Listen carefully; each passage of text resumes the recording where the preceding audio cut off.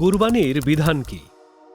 সহিহ বুখারীর ৫৫৪৫ নম্বর হাদিসে বারাহ রাদিয়াল্লাহু তাআলা আনহু হতে বর্ণিত, তিনি বলেন, নবী সাল্লাল্লাহু আলাইহি ওয়াসাল্লাম বলেছেন, আমাদের এ দিনে আমরা সর্বাগ্রে যে কাজটি করব তা হল সালাত আদায় করব।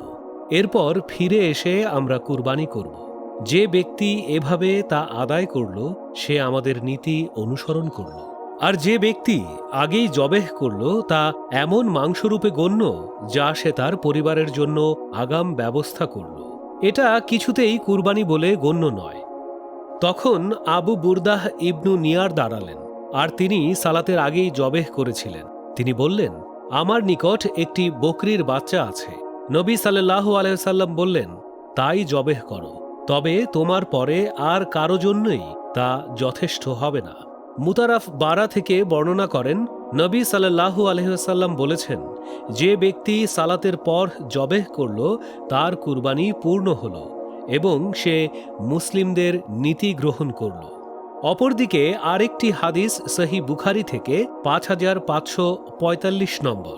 এখানে আনাস ইবনুল মালিক রাদিয়াল্লাহু তাআলা আনহু বর্ণনা করেন, তিনি বলেন, নবী সাল্লাল্লাহু আলাইহি ওয়াসাল্লাম বলেছেন, যে ব্যক্তি সালাত আদায়ের পূর্বে জবেহ করল সে নিজের জন্যেই জবেহ করল, আর যে ব্যক্তি সালাত আদায়ের পর জবেহ করল তার কুরবানি পূর্ণ হল এবং সে মুসলিমদের নীতি গ্রহণ করল।